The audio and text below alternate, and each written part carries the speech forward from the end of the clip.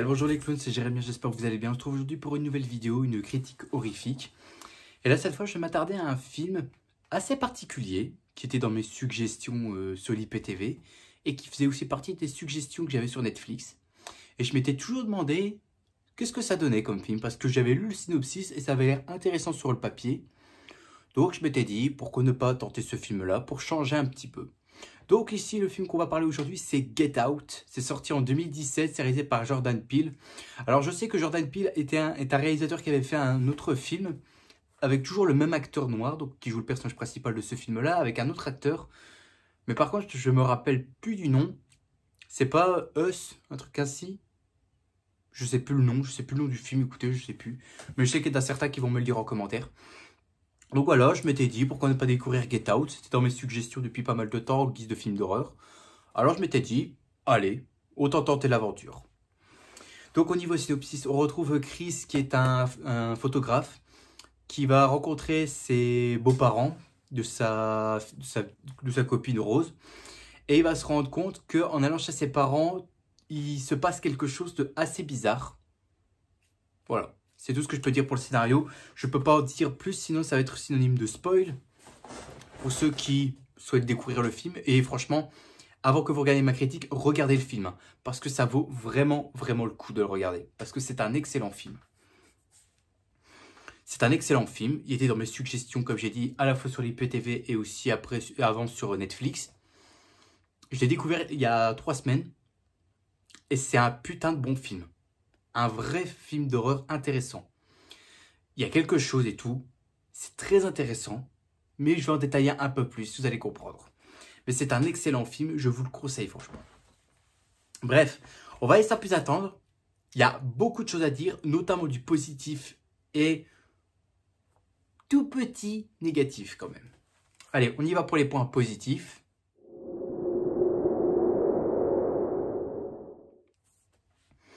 Alors, en avançant dans le film, donc on est qu'à la scène d'intro. Enfin, après la scène d'intro.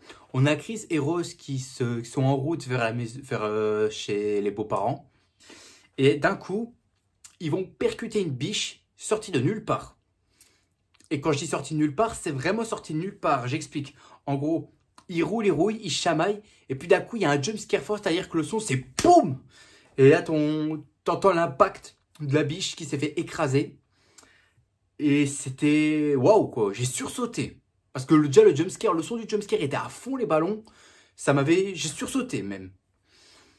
Et aussi le plus qui me fait vraiment mal aux oreilles parce que j'aime pas entendre ça, c'est qu'en fait, tu entends la biche qui est encore vivante, mais qu'elle souffre. Tu sais, t'entends des bruits de genre. Bon, elle toussait pas, mais. Elle toussait pas, mais c'est parce que là, ça fait un peu trop. Bref. Donc elle faisait un bruit bizarre et tout, quoi, elle était en souffrance et tout. Et à la fois, j'aime pas entendre ça, un animal qui souffre. Mais là, pour un film d'horreur, c'était assez troublant. C'était troublant, c'était angoissant. Genre, c'était assez suspect. Voilà, c'est tout ce que je peux dire. Mais c'était assez effrayant quand même pour le coup. Le jumpscare où le son était à fond, puis le bruit de l'animal qui est en train de souffrir, waouh quand même. Ensuite, on a un gros plan sur la maison, une fois qu'ils sont arrivés. On a un gros plan sur la maison et ça reste assis. Genre, on voit le couple qui arrive et qui se font accueillir par les parents. Mais la caméra n'est même pas proche d'eux, la caméra reste loin pour montrer la baraque. Pour montrer, et ça c'est ce que j'ai compris quand j'ai vu ce plan-là, c'est qu'en fait ça montre clair et net que c'est dans cette maison-là où le mal vit. Là où le mal va prendre vie, entre guillemets. Et je trouve ça que cette idée de réalisation était excellente. Parce que la caméra ne suit pas le couple ici, comme on peut voir dans n'importe quel téléfilm ou série ou quelque chose comme ça. Non, là on est vraiment sur une caméra, enfin sur un plan de la maison, où on ne montre pas du tout le couple, on montre que la baraque, pour te dire clair et net que c'est dans cette baraque-là qu'il va avoir sûrement un massacre. C'est là où l'horreur va prendre toute son essence. Et ça, c'est une excellente idée, j'aurais dire, une excellente idée de la part du réalisateur. J'ai tout de suite compris. En voyant cette baraque-là, tu sais direct que c'est là où il va se passer quelque chose. Tu sais, là où... Enfin, tu sais que c'est dans cette maison-là que l'horreur va prendre vie. Donc là, gros GG à ça. Ça aussi, c'est un plan que j'aime beaucoup. C'est un gros plan sur la tête de Chris en étant en hypnose. Et c'est le plan le plus culte de tout le film. C'est repris partout sur Internet ou quoi que ce soit. Et ce plan, je l'aime beaucoup. Parce que tu vois Chris comme ça, des larmes et tout. Et tu vois son visage qu'il est paralysé par la peur. Et on le ressent. On le voit, il est paralysé par la peur. Il est terrorisé. Notamment parce qu'il avait parlé de son passé avec sa mère, que je vais en revenir un peu plus tard, puisque c'est aussi un point positif. Ce plan-là est génial. Là, ça montre tout. Il y a l'angoisse, que c'est glauque, ça fout les jetons, tu as peur quand tu vois ça. Et surtout, c'est que tu es... t'es comme ça. Tu sais, les mains tremblent. C'est ce que j'ai ressenti. Moi, mes mains ont un peu tremblé quand j'ai vu cette scène-là. Parce que je m'étais dit, imagine, il lui arrive quelque chose. Je m'étais imaginé ça. Je m'étais imaginé tous les scénarios possibles qu'il aurait pu avoir avec Chris. En voyant ce plan-là, je m'attendais à tout ce qu'il pouvait avoir. C'était dingue. Mais la réalisation, elle est folle. De toute façon, je vais en revenir plus tard, mais je vais le répéter plusieurs fois, mais je le dis tout de suite. C'est que la réalisation dans ce film-là, elle est complètement folle. J'aime beaucoup la réalisation qu'il y a eu dans ce film-là. La preuve, il y a des plans qui m'ont beaucoup plu. Il y a énormément de plans. Donc le plan de la tête de Chris en hypnose, franchement, c'est marqué là, ça s'oubliera jamais. Et un autre plan qui suit, c'est quand Chris est dans un espèce d'espace, enfin, on dirait qu'il est dans l'espace, mais dans son esprit. Tu sais, c'est comme s'il était hors de lui. C'est-à-dire qu'il ne contrôle plus ce qu'il fait. Il est comme qui dirait paralysé. Et là, il est hors de son esprit. C'est-à-dire que son esprit, c'est l'espace. C'est-à-dire qu'il ne peut rien faire. Il ne peut pas remonter et tout, il est obligé de descendre, descendre, descendre. Comme s'il était, pas en état de phase, mais comment dire, comme s'il était plongé dans un coma. Là, c'est tout ce que je peux trouver, mais plongé dans un coma. Et tout ce plan-là, où on est dans l'espace de son esprit, je trouvais ça intelligent. C'est très intelligent. Parce que beaucoup de gens ont tendance à dire qu'au quoi, dans notre esprit, c'est vide. C'est le vide intersidéral. C'est-à-dire qu'il n'y a quasi rien. Et ça, c'est une très bonne idée. D'avoir représenté le quoi dans notre esprit, c'est l'espace. C'est-à-dire que c'est vaste. Tu peux avoir multitude d'idées. Tu peux avoir multitude de pensées. C'est incroyable. J'aime beaucoup ce rendu-là dans l'aperçu dans un esprit. C'est génial. La tension dans ce film-là, je trouve qu'elle est très bien travaillée. Et elle est extrêmement bien utilisée. Je m'explique. Elle est très bien installée dans le sens où on voit que là, ça a l'air d'être une famille totalement normale quand tu arrives. Après, quand tu rencontres les personnages de Georgia, plus le jardinier, là, tu te poses quand même des questions. Tu te dis, il y a quand même quelque chose de bizarre. Tu as l'impression qu'ils sont à l'ouest ou alors qu'on les écoute pas. Ils affichent un grand sourire assez, je vais pas dire mesquin, mais assez chelou. Il y a quelque chose d'intéressant là-dedans, au niveau tension. Il y a quelque chose, je trouve. C'est d'abord calme pour après monter un cran, un cran, un cran. Tu sais, c'est comme les montagnes russes. Quand tu t'assois dans l'attraction, ça commence au calme, puis après ça monte, ça monte, ça monte, ça monte, ça monte, pour te dire, ça y est, ça va commencer. Et une fois que ça redescend, c'est là où boum, t'es dedans. Dans ce film-là, c'est comme ça que j'ai vécu. C'est l'effet attraction, l'effet grand 8. C'est-à-dire, ça commence tout doucement, puis après ça monte, et quand ça redescend, hop là, t'as fond dedans.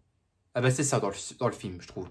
C'est dans ce sens-là que moi j'ai vu le film. C'est dans ce sens-là où je m'étais dit, la tension est très bien travaillée.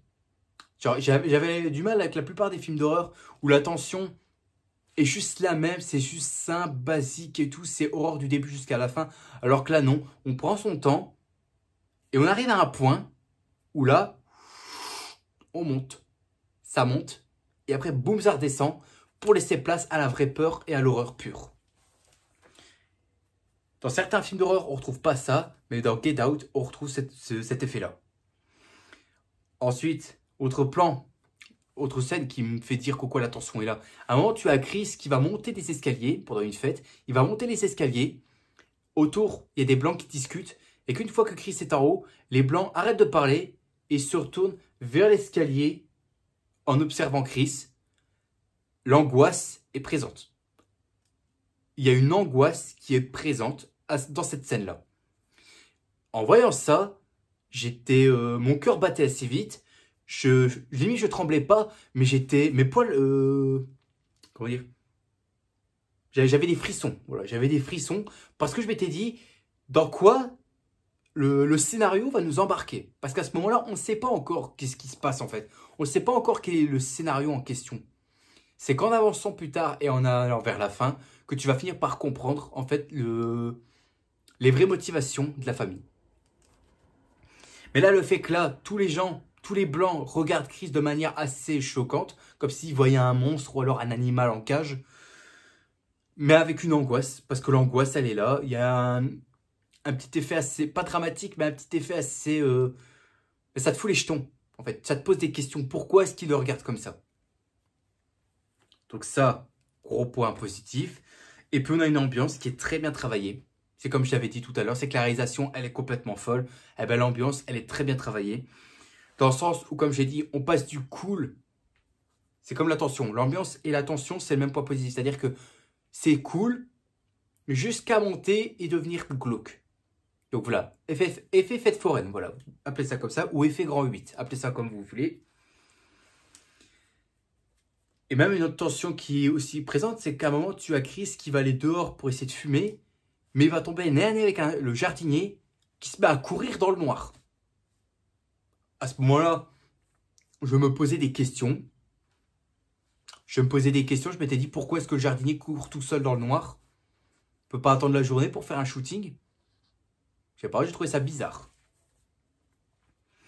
Alors, on va avancer, c'est parce que je blablate et j'ai pas envie que la vidéo dure 1 heure. Donc, le personnage de Chris, j'ai trouvé ce personnage excellent. Franchement, l'acteur s'en sort très bien. Même si c'est naturel, au moins l'acteur se débrouille assez bien, je trouve. J'ai cru à son jeu d'acteur. Je trouvais qu'il jouait très bien. C'est pas un acteur que je vois souvent. C'est la première fois que je le découvre et je trouve qu'il s'en sort très bien. C'est un très bon acteur. Je me rappelle plus du nom, mais très très bon acteur, franchement. Très très bon acteur. Moi, j'ai beaucoup aimé son jeu. Il arrive à montrer Avec lui, il y a de l'émotion. C'est-à-dire que lui, il y a des expressions de visage, il arrive à transmettre de l'émotion. Il y a quelque chose avec lui. Notamment, comme j'ai dit, la scène où il est hypnotisé, où il repense à sa mère. Là, tu vois en larmes et tout. C'est là où je me dis, il y a de l'émotion dans ce personnage. Il y a un cœur, il y a une âme à l'intérieur. Et c'est très rare dans un film d'horreur où on a des personnages avec un âme et un cœur. Dans Get Out, c'est totalement l'inverse. On retrouve un personnage principal qui a eu un traumatisme durant son enfance avec sa mère. Et donc, ça le hante. C'est un traumatisme, comme j'ai dit. Ça le hante. Et c'est un personnage avec lequel on s'attache très vite. Je me suis beaucoup attaché à Chris. Et comme j'avais dit aussi, son passé concernant sa mère était assez triste. Le mec dit quoi, il était assis devant la télé. Il entendait sa mère qui était en souffrance et lui ne pouvait rien faire. Il était comme qui dirait paralysé. Il ne pouvait rien faire, il tremblait et tout. Et donc du coup, il se dit responsable de la mort de sa propre mère. Et ça, c'est assez triste quand même. D'apprendre que un petit garçon a laissé sa mère mourir parce qu'il ne savait pas quoi faire tellement que la peur l'a rendu faible en fait. C'est la peur qui lui a rendu faible et qui n'a pas pu l'aider. C'est ça que j'ai compris. On a affaire à un homme qui aimerait sauver des gens, car il n'a pas pu faire ça quand il était petit. Il n'a pas pu faire ça avec sa mère, mais il aimerait faire ça avec d'autres personnes. C'est ce que j'ai compris, moi. C'est ce que j'ai compris quand j'ai vu le personnage. Donc Chris, c'est un excellent personnage, je l'aime beaucoup. Georgia aussi était excellente, honnêtement. J'ai trouvé l'actrice très très intéressante aussi. Elle a un bon jeu d'acteur. Elle arrive bien à retransmettre aussi la plupart des émotions. La preuve, la scène quand elle va discuter avec Chris dans la chambre, t'as un gros plan sur sa tête. Tu sais, comme ça, il y a un gros plan sur sa tête. Et même là, on va comprendre plus tard qu'en fait, elle est hypnotisée. Et à ce moment-là, je m'étais dit, il y a quelque chose. Parce qu'elle parle, et quand Chris lui dit quelque chose qui va lui faire baisser sa garde, elle va se mettre à chialer. Et après, elle va se remettre à sourire pour faire style, non, tout va bien, il n'y a rien. Pareil, le jeu d'acteur sur cette actrice, incroyable. Franchement, incroyable. C'est pareil avec elle, hein. Elle a aussi de l'émotion. Il y a quelque chose en elle. Il y a quelque chose. J'ai trouvé, notamment cette scène-là de discussion dans la chambre, je l'ai trouvée intéressante. Son jeu d'actrice était impeccable. Je n'ai rien à dire là-dessus. Pareil pour Rose aussi. En plus, c'est la même actrice qui a joué l'espèce de tante là dans Megan. Que franchement, Megan, je ne veux pas entendre parler. Mais je sais que je vais devoir en faire une critique sur la chaîne. Putain. Et ben, l'actrice, malgré que j'aime. Je vais pas dire que c'est une mauvaise actrice, honnêtement. Je trouve qu'elle s'en sort bien. Le personnage, ça va encore. On a eu le temps de voir un petit peu, en avançant dans le film, quoi, il y a un truc bizarre sur elle. Mais en soi, ça va. Le personnage n'est pas désagréable. Moi, j'ai bien aimé le personnage de Rose. Je vois pas où est le souci. Et pareil, tous les autres membres de la famille, que ce soit la mère, le père, le frère, aussi sont bien. Et je trouve que on va comprendre leur motivation plus tard. Mais j'ai trouvé qu'au quoi, ils savaient très bien jouer le rôle de la famille blanche qui est parfaite, qui a aucun défaut. Ils arrivent à retransmettre ça. Tout le long du film, moi j'y ai cru, que ce soit la famille parfaite, le beau-père et la belle-mère parfaite. J'avais cru à ça. Et en arrivant vers la fin, eh ben là c'est plot twist. En fait non. Ça, j'ai trouvé ça très intéressant. Très intéressant au niveau scénario et tout ça, pour mettre en avant la famille et tout ça, au niveau des motivations et de comment est-ce qu'ils sont, c'est intéressant. J'ai trouvé ça assez fort, assez puissant, et ça, je vais en revenir après. Alors, la bande-son de Michael Abels, bah pareil, la bande-son, la bande-son de malade qu'il y a eu. C'était une bande-son que j'ai beaucoup aimée. J'ai bien aimé quoi par moment dans la bande-son, il y a des petites notes au piano. Tu sais, des notes de piano, tu sais, façon John Carpenter. Tu sais, tu sais, à peu près les notes de piano comme dans le thème Halloween. Tu sais, quand c'est des musiques assez calmes, là. Tu sais, des petites notes comme ça. Ben, ça, tu entends dans tout le film. Et ça m'a fait penser à du John Carpenter. Il y a un petit air de ressemblance au niveau du piano. Par contre, pour les autres thèmes, ça va encore. Ça, c'est bon. Je ne veux pas dire que c'est bourrin ou quoi que ce soit, mais ça, c'est cool. Et putain, il y a une scène où la bande-son m'a retourné le cerveau. T'as une scène de chirurgie. Et là, la bande-son, enfin, le thème là-dedans, c'est des chœurs d'église. Tu sais, oh. Mais moi, vous me connaissez quand il y a des thèmes comme ça avec des grands chœurs d'église. Là, j'en ai des frissons. J'en ai des frissons. Moi, j'aime bien les thèmes où il y a des grands chœurs d'église derrière parce que ça rend les trucs plus épiques. Et ça, c'est génial. Je peux pas dire que c'était un mauvais thème. Franchement, c'est un thème dont j'ai accroché. C'est un thème où je m'étais dit, mais c'est puissant. Ça montre qu'au quoi la famille ici a l'avantage. Elle est, comment dire, elle est postée au-dessus sur une tour, on va dire ça comme ça, et Chris est en bas. La famille est là, en haut d'une tour, pour dire qu'au quoi eux, ils ont l'avantage.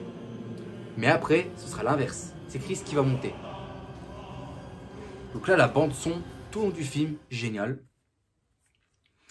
La scène dans l'espèce de fête, là, quand ils vont rencontrer un autre black, là, André, où Chris va voir quoi il est possédé. Et j'aime bien à ce moment-là parce que ça va partir en couille. Parce que Chris va prendre une photo avec le flash, sans faire exprès. Et là, il va se rendre compte que André n'est plus hypnotisé. Il se rend compte quoi il voit un autre gars, un gars noir, et qui lui dit « Fous le camp, reste pas là, casse-toi » Bon, au départ, on comprenait pas pourquoi est-ce qu'il disait ça. Mais quand tu réfléchis en regardant le film, t'es pas bête.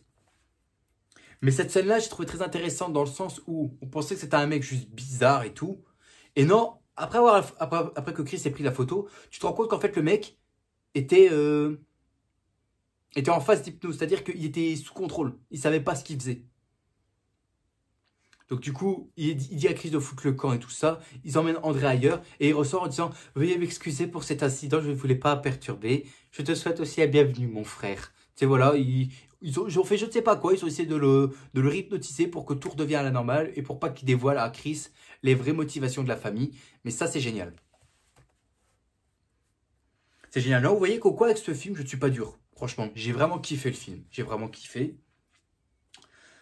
Une petite première partie de la révélation, un moment à Chris qui va tomber dans une espèce de mini porte près de la chambre de Rose.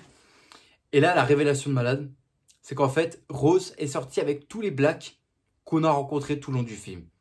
C'est-à-dire André, le jardinier, même Georgia. En fait, on se rend compte que Chris, c'était en fait un appât. Non, pas un appât, qu'est-ce que je raconte?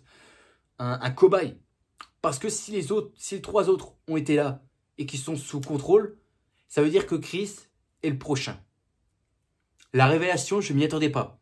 Celle-là, c'est une révélation que je ne m'y attendais pas du tout. Je pensais que Rose allait s'en sortir et qu'elle était vraiment attachée à Chris et qu'elle est vraiment... elle ne savait pas du tout des motivations de la famille. Et au final, non, je m'étais trompé. Je m'étais trompé. Et croyez-moi, quand j'ai vu cette révélation pour de vrai, je m'étais dit « Oh la salope !» Voilà, je m'étais dit ça. Je m'étais vraiment dit ça. « Oh la salope !» Voilà. Et puis la deuxième partie de la révélation, quoi, la famille révèle clairement leur but. Et aussi la chute, aussi c'est que Rose est dans le coup. Voilà. Et en fait, on apprend un peu plus tard, mais ça vous allez le savoir, mais je le dirai après. Donc le coup de la révélation, dans un petit salon, simplement pour se foutre le camp. Mais tu voyais que déjà ça partait déjà en couille. Parce que la mère est comme ça avec son café là, ou sa théière. Non, pas sa théière, ça... Ouais, si, sa tasse de café, voilà. T'as le frère là avec un, je sais pas, un espèce de masque un peu de hockey, à criquet, et qui c'est en mode... Et puis le père posté à la cheminée, tu sais, un peu comme un écrivain en train de réfléchir à l'idée de son futur roman. Là, je me t'ai dit, à ce moment-là, il y a quelque chose. Il se passe quelque chose. Mais la chute de ce passage-là que j'ai bien aimé, mais bien évidemment c'était prévisible, c'était que Rose était dans le coup. Ouais. Et on apprend aussi un peu plus les motivations de la famille. En fait, on apprend qu'en fait, elle se sert des Blacks pour pouvoir transférer l'esprit des membres de la famille ou de leurs amis dans le cerveau ou le corps des Noirs et les contrôler. C'est ça en fait leur objectif. Et je m'étais dit, non seulement c'est trash, mais c'est quand même un peu raciste. Je sais pas ce que vous en pensez, hein, mais moi j'ai trouvé quand même que c'était un peu raciste. Déjà de prendre un black et de s'en servir comme enveloppe corporelle pour un blanc, je trouve que ça fait un peu raciste. Hein. Après, vous dites ce que vous voulez, hein, mais c'est que mon avis. Hein. Moi j'ai l'impression que c'était un petit peu raciste. Le fait qu'au quoi les blancs veulent posséder un noir. Mais de toute façon, déjà, c'est un truc qui m'avait un petit peu dérangé.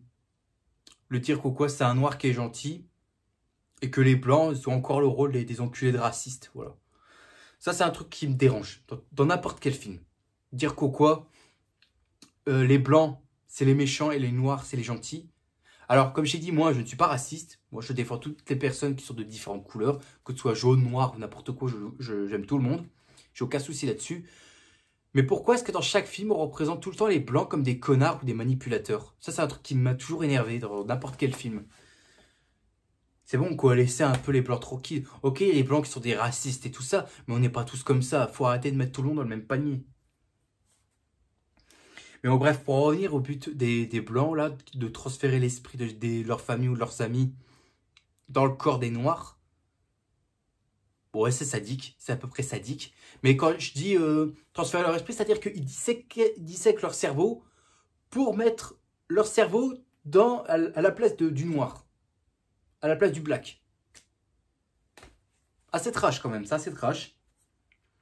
Et puis pour finir, c'est l'évasion de Chris qui est très intelligente. Le mec a su se démerder, il s'est démerdé façon MacGyver.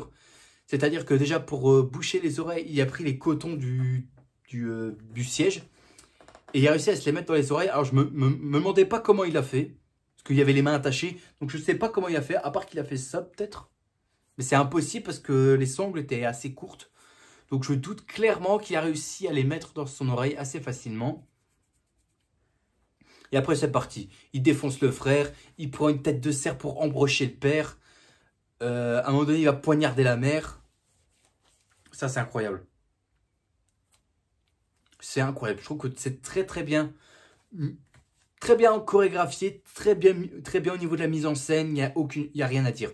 Il y a rien à dire, tout était impeccable. J'ai vraiment aimé tout le long de cette évasion de Chris.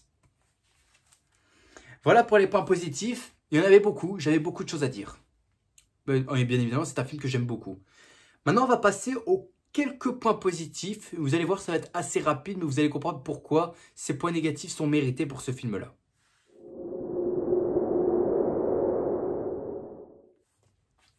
Alors déjà, le film s'ouvre sur un gars qui marche dans la rue et qui parle tout seul. Tu sais, il dit « Ah, mais je comprends pas, pourquoi elle m'a fait ça et tout, tu vas quand même pas faire le sale coup et tout ça. Ah, tiens, c'est peut-être ça ou quoi? Ah non, c'est peut-être cette maison-là ou quoi? » Tu sais, il parle à voix haute, dans la rue, tout seul, comme un con. Je sais pas, mais la question que je m'étais posée, c'est qui fait ça? Qui fait ça de nos jours? Moi, quand je suis dans la rue et que je cherche quelque chose, genre je fais « Alors, est-ce que c'est ici? Non, c'est pas l'autre. » Tu sais, je parle tout bas, ou soit je parle dans ma tête, pour réfléchir. Tu sais, c'est beaucoup mieux de parler dans sa tête ou de parler tout bas pour réfléchir, plutôt que de parler à voix haute. Il dit, attends, est-ce que c'est là ou pas? Non, putain, non, me dis pas qu'elle est... Non, non, c'est là. Ah, c'est par là. Ah, je sais pas, je suis perdu. Voilà. Non, parce que parler à voix haute en réfléchissant, qui fait ça? Franchement, qui fait ça de nos jours? T'imagines, il y a le même mec sur, sur la rue. Et quelqu'un qui passe, la personne, elle va se demander, mais qu'est-ce qu'il raconte, lui? Qu'est-ce qu'il raconte, ce Gugus? Voilà. Moi, je trouve ça bizarre, pourquoi il parle tout seul. Donc, tout le long du film, comme je m'étais dit, et ça, c'est un truc qui me dérange un petit peu, c'est qu'on a, on a quelques sous-entendus racistes dans le film, notamment il y a deux passages qui me confirment cette idée-là. Déjà, avec le flic, après qu'ils aient percuté la biche sans faire exprès, t'as le flic qui demande quand même les papiers à Chris, leur le permis de conduire, carte d'identité et tout ça, alors que pour la meuf, elle a rien eu. Donc voilà, donc on pense que quoi, c'est le noir qui a provoqué l'accident. Donc voilà, encore un truc raciste qui m'énerve. Ça m'énerve clairement. À ce moment-là, le flic, je voulais le cogner. Parce que je m'étais dit, il a rien fait. Il a rien fait, pourquoi tu lui demandes sa carte? Il n'a rien fait. Et puis aussi les invités à la fête, que j'ai trouvé franchement bizarre. À un moment, on dit, le noir, c'est la couleur de la liberté. Ou alors, oh, il a l'air bien frais, ces villes-là. Je le dévorerai tout cru. Ou alors, n'oublions pas que le noir, c'est la force.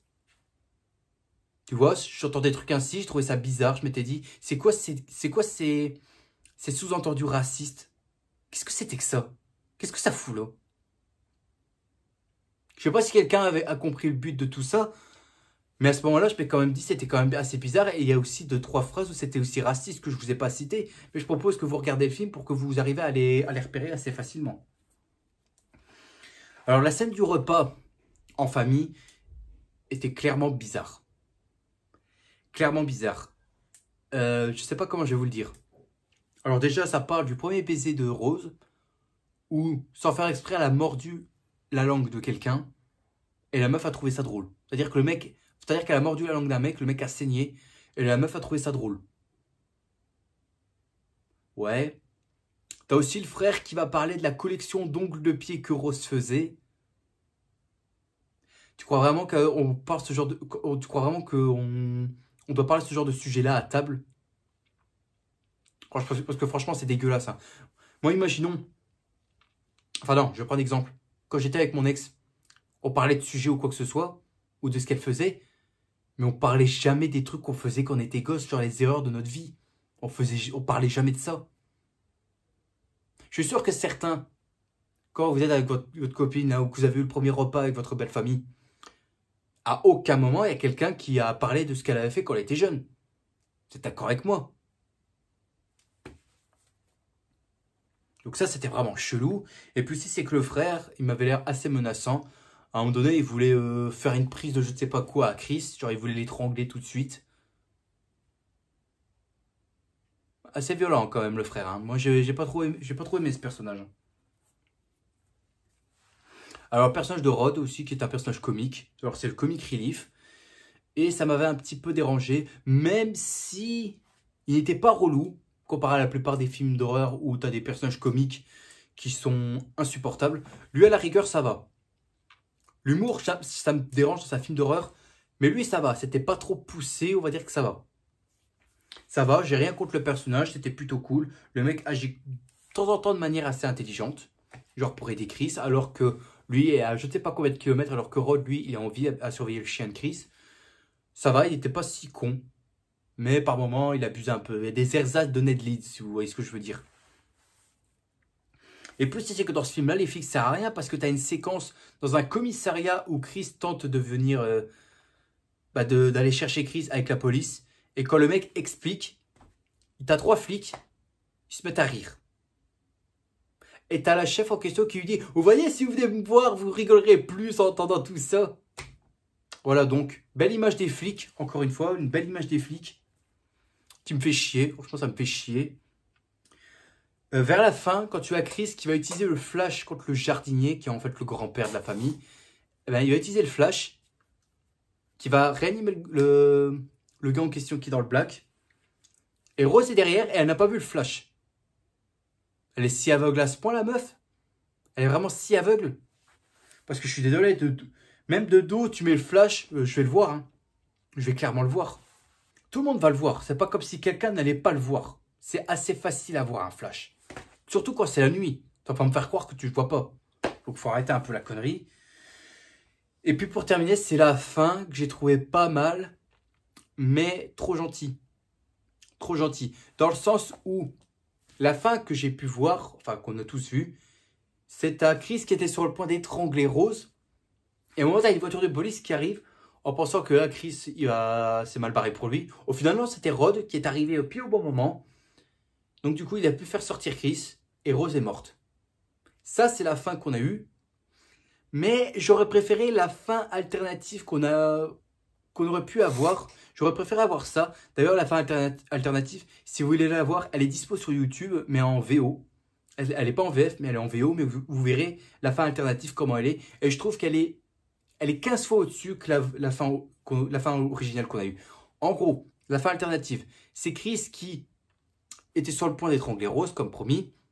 Sauf que la voiture de police arrive. Et là, c'est pas Rod qui arrive, c'est des vrais flics. Et donc, du coup, les flics, ils font ça à Rod, les mains en l'air et tout ça. Donc, du coup, ils l'arrêtent. Séquence d'après, Chris est en prison. Rod va le voir. Il dit qu'au quoi, il y a un moyen pour l'aider à le faire sortir et tout ça. Et Chris dit, non, c'est pas la peine. C'est pas la peine, laisse-moi, ma place est mieux ici. Voilà. Et le film se termine là-dessus. La fin aurait été 15 fois au-dessus, 15 fois meilleure avec cette alternative-là que la fin originale. Après, c'est que mon avis. Voilà, j'ai tout dit. On va conclure ce petit bijou.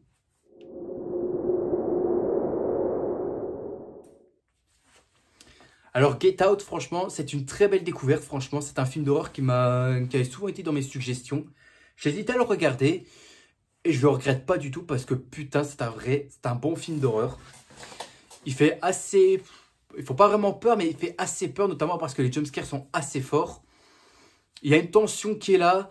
Les motivations de la famille et tout, c'est assez trash, assez violent. Et assez raciste quand même pour le coup. Mais il y a une ambiance qui est là. Il y a un personnage assez attachant. La musique qui est épique.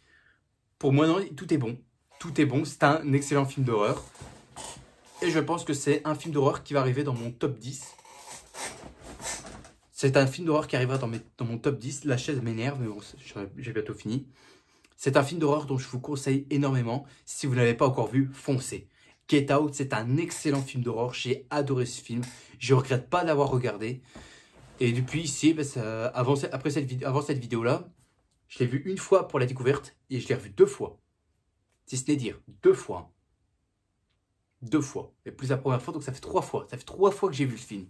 Pour vous dire pourquoi ce film-là, il m'a marqué. C'est un excellent film d'horreur, franchement. Même s'il y a des sous-entendus racistes et tout ça, ça reste un point négatif. Mais bon, c'est quand même un film d'horreur dont tu t'ennuies pas. Tu passes un bon moment dans ce film d'horreur. Voilà donc la note que j'ai mis à ce film-là. Une note qui correspond tout à fait à ce que je voulais. Je lui ai mis un 18 sur 20. Voilà, 18 sur 20, c'est une belle note. J'ai pas voulu mettre 19 parce que Il y avait déjà des films d'horreur où j'avais déjà mis un peu plus. Ou je sais pas s'il y en avait un que j'ai déjà mis 19 sur 20, je me rappelle plus, bon, c'est pas grave. Et voilà, c'est un excellent film d'horreur. Et pour moi, c'est, comme j'ai dit, il est dans mon top 10. Et je pense que ça ne bougera pas. Voilà. Ça ne bougera pas, c'est un excellent film d'horreur. Il est là, à la fois là aussi. Je le regarderai autant de fois que je voudrais. Parce que c'est maintenant un de mes films d'horreur préférés. Et je pourrais même le faire découvrir à certaines personnes qui ne l'ont pas encore vu. Pour le fun. Bref, voilà. Donc, cette critique horrifique, elle est terminée. J'espère à tous que ça vous a plu. Si c'est le cas, mettez un gros like qui me ferait extrêmement plaisir et qui me motiverait bien évidemment à continuer. Aussi, abonnez-vous parce que ça attaque les gars mes vidéos qui ne sont pas encore abonnés. Alors faites attention car je vous ai à l'œil. Et on se retrouvera demain pour une prochaine vidéo. Sur ce, je vous dis à la prochaine. N'oubliez pas le grand big smile, tout ce qui fait plaisir. Et profitez de la vie aussi, elle est extrêmement importante. Il ne faut surtout pas la gâcher. C'est moi qui vous le dis. Allez, à plus tout le monde. Salut à tous.